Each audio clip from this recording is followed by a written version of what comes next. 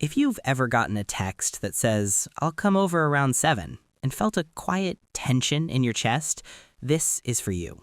You smile, you type back, "Can't wait to see you," but inside, your brain feels like a phone that just got unplugged at 20% battery. It's not that you don't like the person, it's that the idea of your personal sanctuary being disrupted feels like a silent countdown to exhaustion. That feeling isn't a flaw. You're not rude, you're not broken, and you're not antisocial. In fact, that dread is a highly intelligent protective response from your brain. For a certain kind of person, home isn't just a place to live, it's a charging station for the soul. It is the only place on earth where you can be completely unguarded, where the constant low-level hum of performing for the world finally goes silent. When that sanctuary is entered, even by people you love, it can feel less like a fun get-together and more like a threat to your well-being. Today, we're exploring the deep psychology of why you feel this way. This isn't a fault to be fixed, but a trait to be understood. Protecting your space is a profound act of self-care. First, let's redefine home. It's not just four walls. For many, home is an external version of their own mind. Think of it as a carefully crafted terrarium. You control the climate, the light, and every element inside to create perfect balance. In this space, your nervous system is finally off duty. It isn't scanning for social cues or hidden meanings. It's at peace. But what happens when a guest arrives? Psychologically, it's a form of territorial intrusion. Your peaceful terrarium is suddenly disrupted. They bring new sounds, new energy, a new presence. It's like your brain is a quiet library and someone just walked in with a brass band. Nothing bad has happened, but the entire atmosphere has changed. You are no longer just being in your space, you are suddenly aware of it through someone else's eyes. For highly sensitive people, this isn't just a mental shift, it's a biological one. It can trigger a low-level fight or flight response. Your brain, which was at rest, is now like a computer that was running one program smoothly, but is now forced to run 10 heavy applications at once. Track their movements, interpret their conversation, anticipate their needs, refill their drink. Your home instantly shifts from a sanctuary to a stage, and you have to put on the mask of the host. This performance, no matter how much you love the person, requires a massive amount of cognitive energy. The exhaustion you feel isn't because you dislike your guest, it's because you are, psychologically speaking, at work.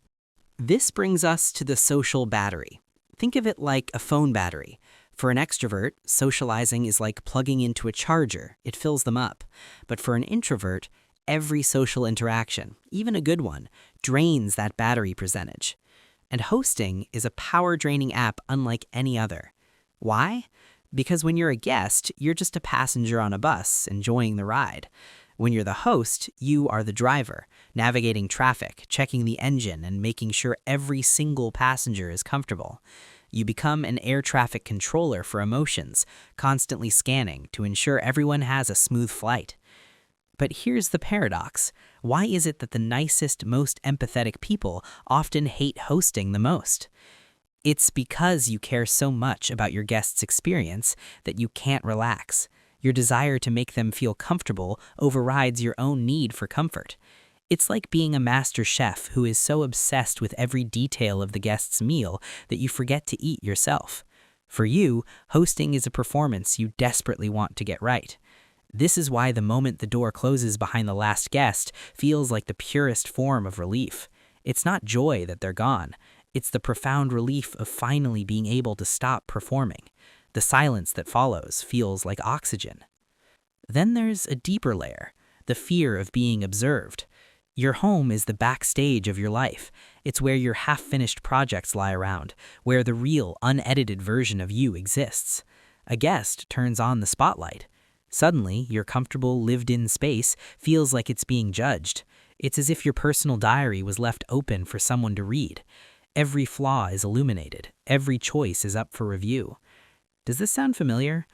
Many of us grew up in homes where guests are coming triggered a wave of panic and frantic cleaning.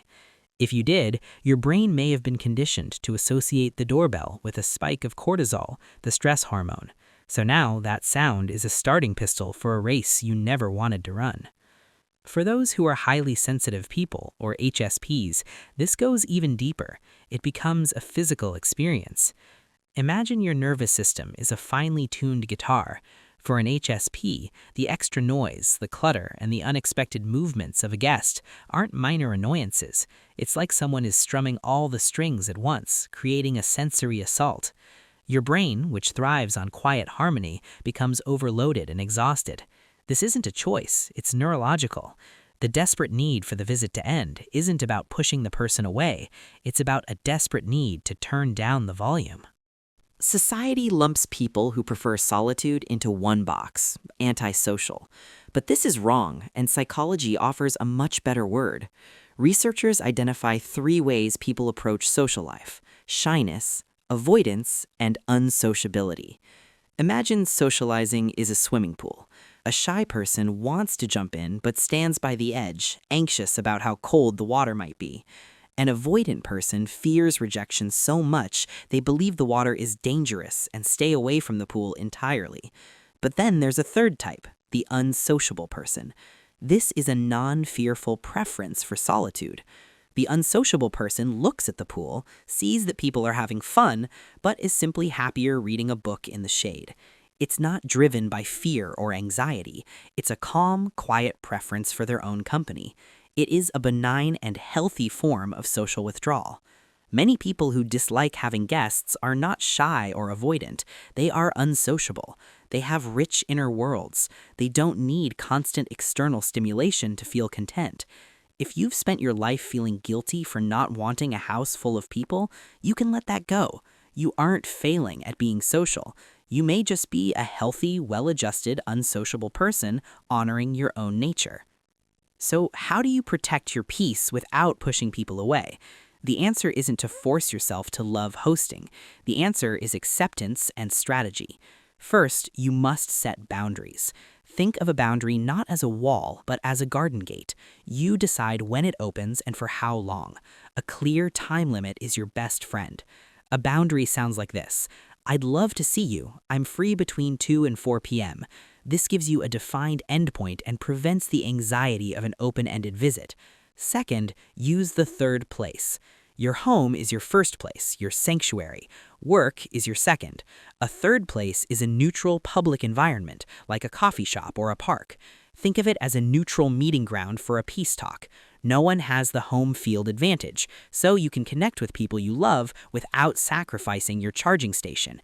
This isn't avoidance, it's a brilliant strategy. Finally, and most importantly, give yourself permission to say no. No is a complete sentence. You don't owe anyone an elaborate excuse. I'm not up for visitors right now, but I'd love to meet for a walk next week is honest, kind, and valid. Protecting your energy is one of the highest forms of self-respect. You aren't just saying no to them, you are saying yes to yourself.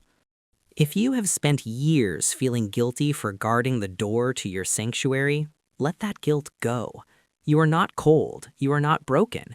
You are a person who understands on a deep level that your inner peace is worth protecting.